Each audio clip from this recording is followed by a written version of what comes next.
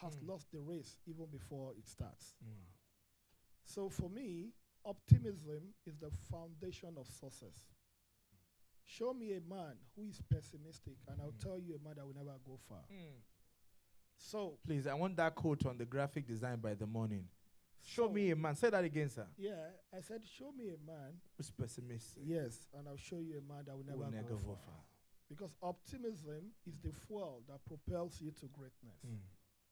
So, as far as when I left school, being certified, I saw opportunities in the emerging tech industry in Nigeria.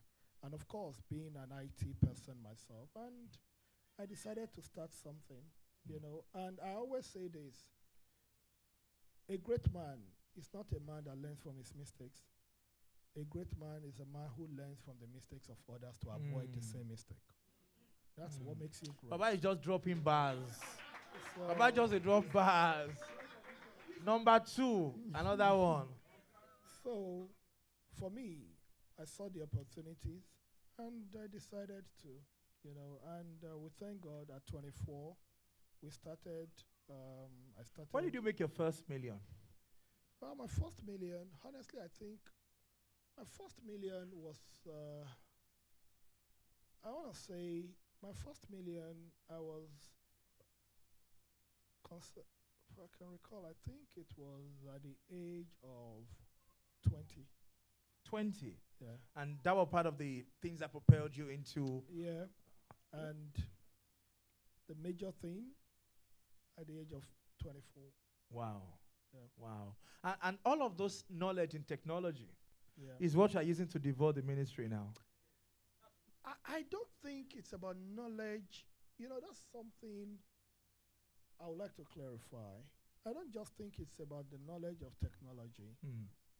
I think it's about being able, you know, the president, I always tell people, I'm sorry, I'll speak a lot about Mr. President because, you know, he told us something sometimes ago, getting water out of a dry well. And you have to understand that without a problem, there can't be a solution.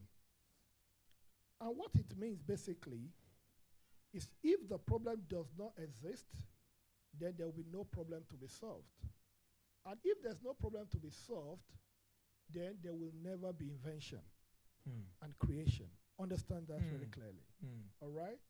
Man knew that, okay, there was need to be able to move faster. Cars were created, were invented. And of course, there were places that cars couldn't reach because of water, whatever. Then planes need, you understand? So you must be able to analyze and discern the problem to be able to get a solution. There are so many guys doing fantastically well that are not tech guys, but they understand problems. The problems, you know, when Taisho Larin said, may your road be rough. Rough, yes. A lot of people didn't understand. But you have to understand that there are 3 questions you must learn to ask and answer. If you are a leader or someone that wants to be great in life, the first question you must learn to ask yourself, even may it be in politics, in your business life, in your private life, you must be able to answer these 3 questions. The first question is what I call the what question. And the what question basically is a question of ambition. It's a question of purpose. And it's a question of motive. What do I want to achieve? What is the problem? What am I doing here? What am I doing here? What am I supposed to be doing? So if you do not answer the what question, then you will end up living another man's life. And living another man's life is preferring your solution to another man's problem. And that becomes a problem and solution mismatch. So you must ask yourself, in that business of yours, what is my aim? What's my target? What do I want to achieve? What's the objective? Yes. What is it? You must answer that. Understanding that question leads you to the next question in life. And that is the how question, which is a question that deals with methodology and approach. The first question is about aim and objective. That is the what. The next question is how, which is methodology and approach. You know what you want to achieve. Then the question is, how do I achieve it? Yes, sir. Because if you know what you want to achieve and you don't know how, then it's as good as not being anywhere. And if you know you can't answer the how without understanding the problem. Yes. The most because the how is an offshoot of the what. Of the what. Because most times, even in our businesses, we try to answer how without understanding the problem. People try to find solutions to problems they don't understand. And that is why when they ask people difference between wisdom, knowledge, and understanding, a lot of people just think it's just a normal prayer point. No. Sorry, sir. People try to find solutions to problems that they do not understand. And when you find yourself in that situation, you have failed. It's like going into an exam, not spending time to understand the question. You will always get a wrong answer if you don't understand the question. So the second question, as I said, is the how. Yes. First one is what, which talks about aim and objective. 2 is the how, which is methodology and approach. And the third question is the when, the principle of timing. That's it. You must know a particular solution. I'll give you an example. It's like a referee blowing the whistle in a football match, and somebody now kicks the ball across the line to the net. It's never gonna count. Why? The timing is up. If you understand the problem and you know the methodology and you don't have timelines, you will achieve something in 1 year that you were supposed to have achieved in 6 months, and you'll be celebrating. Sir, why are you not a pastor? No, because he's dissecting remas. So you must understand the timing. And that is why you must sit down in that business of yours as a young man, in that career of yours, and say, okay, this is what I want to achieve. This is how I will achieve it. And this is when I want to achieve this. This is when, based on that, there will be basis for comparison. Then you will now be able to manage and monitor your efficiency. If you do not do that, honestly speaking, you will spend 2 years achieving what you were supposed to have achieved in 6 months, and you'll be clapping for yourself. But in the real sense of it, you've wasted 1.5 years. And I'll give you an example. When you look at one of the best decisions that this administration has taken, removal of fuel subsidy. I say it very clearly. Not even fuel subsidy, removal of subsidy. Because, for instance, in 2022, Nigeria spent $10 billion on fuel subsidy. Nigeria spent $15 billion on forex subsidy. So when we talk about subsidy, people think it's just fuel. Forex and fuel. That's $25 billion US dollars. $25 billion US dollars. That same year, Nigeria spent over 90% of its revenue on debt servicing.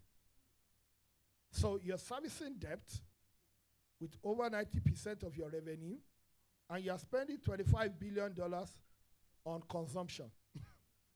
So where is the room for production? Is it consumption that produces the jobs or production? China is China today because of production. Yes. That's the truth. Industries. And can you produce without putting the funds into energy? Infrastructure. Roads. When I went to the MBA conference, they asked me a question. They said, maybe some of you might have seen it online. They said, is the economy stupid? That was the question. And I said, no. The economy isn't stupid, but our decisions before were stupid. Prioritizing consumption instead of production.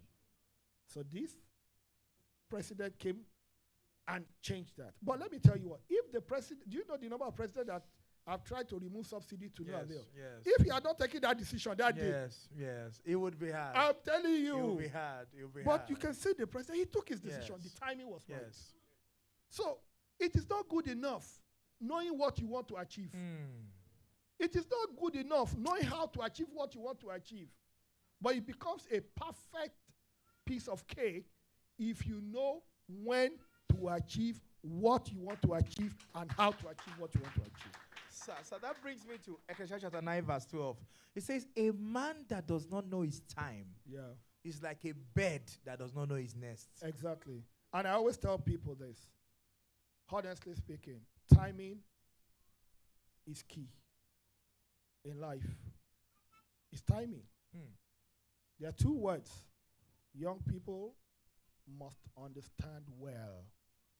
You must understand the principle of efficiency and the principle of optimization.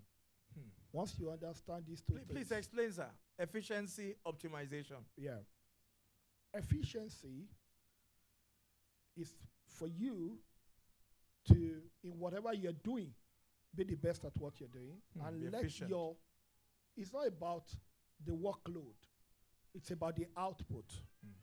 All right? I always tell people, it is not about the workload. It's about the output. What results? The result.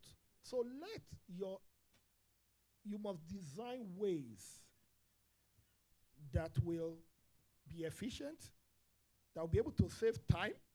Because when a customer, for instance, let me give you an example. This is Christmas period. This is Yuletide period.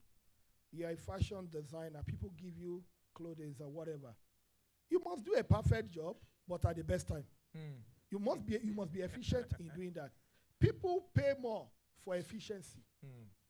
That no matter if you are the best fashion designer and somebody needs his clothes for wedding and he's not ready for that wedding, that your skill is useless. Tomorrow it's not going to come. So you must be efficient in whatever you do. You must. Then optimization. I always say this to people I mentor. I tell them that a lot of people try too hard to invent instead of optimizing. I'll give you an example. Mark Zuckerberg wasn't the one that started social media. Before Facebook, we had to go. We had high five and so many.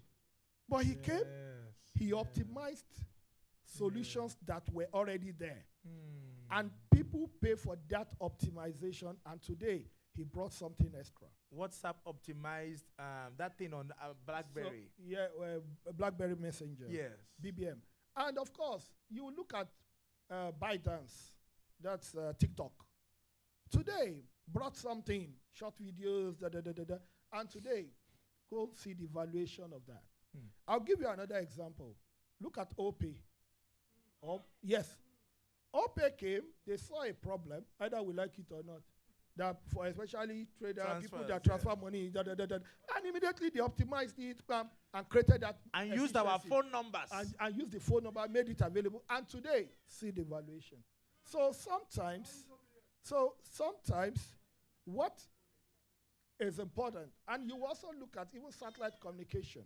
Starlink didn't start satellite. Satellite has always been there. Yes. But Starlink came, made it accessible, make it, more available or whatever, and optimize the whole delivery. Tesla did not start the e-vehicle. E-vehicle's been there. Yes, for years, but they optimized. So optimization is about you critically analyzing, doing your SWOT analysis on a niche of product. What are you into? If you are into graphics or you're into this, what is available? Okay, critically analyze that. Get that small shortcoming.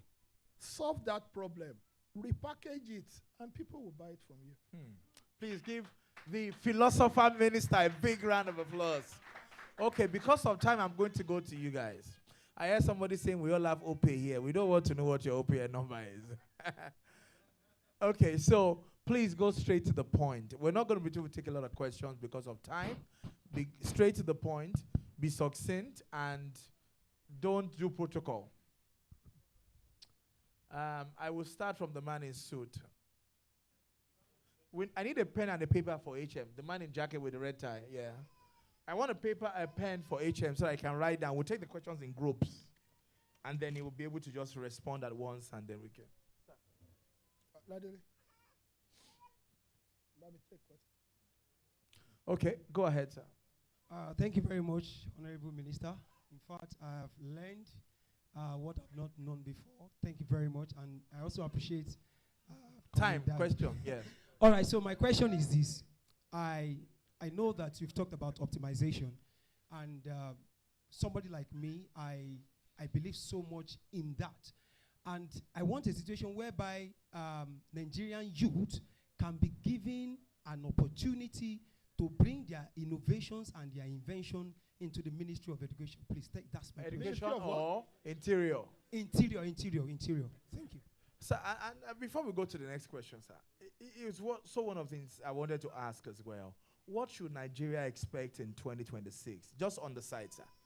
You know, from your ministry. What are because this year you have already blown our mind. So we're now want to say, okay, where does this man want to take us next year? We now have airports where you don't have to have human interaction. You just walk through the doors and all of that. There's a lot of reforms going on that you're bringing to ensure that, you know, immigrations and all other services, you know. So what are the kind of dynamics that you're also bringing? Let's get the, sneak peek of 2026. Okay, go ahead. Okay, thank you so very much, sir. My name is Paul Oyemi from Akure in Ondo State. My question, we've seen that you have this media touch to things and you have a way of doing things. But more than this, I want to ask, what are you doing to reproduce yourself? Because I'm looking at it as if you have one BTO in every state of Nigeria, if you have one BTO in every local government of Nigeria, Nigeria is going to get better than we have it now. So my question is, do you have a mentorship program, or what are you doing to impart the next generation?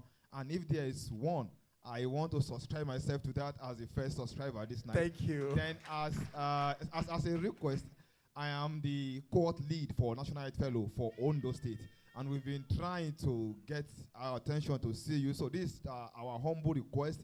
I'm speaking on behalf of the 17 of us from Ondo State that we want to meet you to discuss what we have been doing in Ondo State. Thank you so very much. Thank you. Next person. But before you go to the next person, let me also say that while I was speaking to the minister upstairs, he has agreed to be part of the faculty for our new progressive school of leadership, political leadership, and statecraft. So that's one of the things he's going to be doing to reproduce it. I need a lady first before I move forward. Where's the lady? Yes. Okay, that lady. Then I'll come back to the guys.